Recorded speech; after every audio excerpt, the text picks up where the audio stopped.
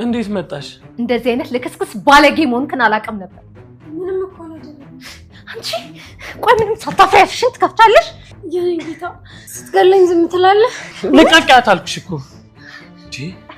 አንቺ አውሬ፣ ቆይ ልጅቷ ምን አርጊ ነው የምትያት? ምን የኔ ጌታ ነው ያልሽው? አዎ የኔ ጌታ። ጎዳችሽ እንዴ? አንተ ባለጌ፣ ቆይ እሷ ከኔ በልጣ ነው በስቼ ቀየርክን?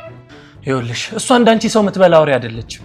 አሁንም ቢሆን ከዚህ ቤት እንድታስወጣት ፈልጋለሁ። አላስወጣትም፣ አትወጣም። እኔ እኮ እጮኛ ነኝ። እጮኛ መሆኔን በሱ እንዳትረሳ። እሱ ስህተቴ ነው። በሷ እየቀየርከኝ ወይ? እሷ ከኔ በምን ተሽላለች? በሁሉም ነገር። እስኪ በምን? በቁንጅና፣ በባህሪ፣ በአስተሳሰብ፣ በሁሉም ነገር። ቆይ አሁን እያወራ ያለው የኔ ኦርካ ነገር? አዎ። አሁን ከኔና ከሷ አንዳችን ምረጥ። እሷን መርጫለሁ። ምን? አዎ እሷን መርጫለሁ። ሰማኛለህ? ከዚህ በኋላ ተሳስተህ እንኳን ሜላት ብለህ እንዳትጠራኝ። ጥርግ በይ፣ አልፈልግሽም።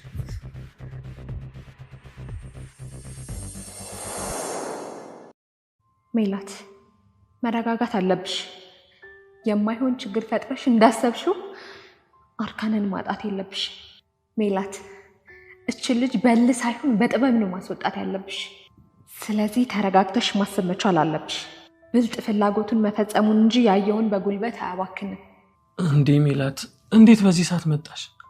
ቅድም እኮ እንደዛ በማይሆን ሁኔታ ሄጄ ያው አንተንም እሷንም ማስቀይሜያቸዋለሁ እና ይቅርታ አልጠይቃችሁ ነው የመጣሁት። እውነት የኔ ቆንጆ በጣም ይቅርታ። ከቤት እኮ ውጭ አይባልም። በጣም ነው ደግሞ የጸጸተኝ። ኧረ አንቺ ምንም አላጠፋሽም፣ ልክ ነሽ። አይ ልክም አይደለሁም ማለት የሌለብኝ ነገር ነው የተናገርኩት። በጣም ይቅርታ።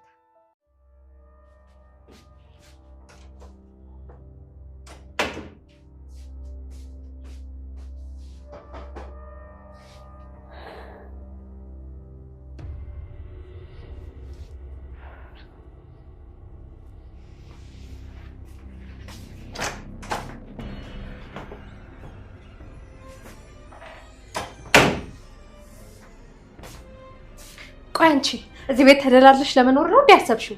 አልገባኝም። ምንድን ነው? ሲጀመር እዚህ ቤት ቁጭ ብለሽ ባሌ እንድታማገጪው ነው ውሽሞ እንድትሆኝ የምፈቅድልሽ ይመስልሻል? ቆይ አንቺ ስንት አይነት ሰው ነሽ? አሁን ይቅርታ ስትይኝ አልነበረም እንዴ? ይቅርታ ነው ያልሽው? ባሌ ልትስሚ እስቲ እኮ ነው ያገኘሁሽ። እዚህ ቤት ለመቆየት እያሰብሽ ከሆነ ሬሳሽ ነው የሚወጣው። እኔ ከወርካ ምንም ነገር አልፈልግም።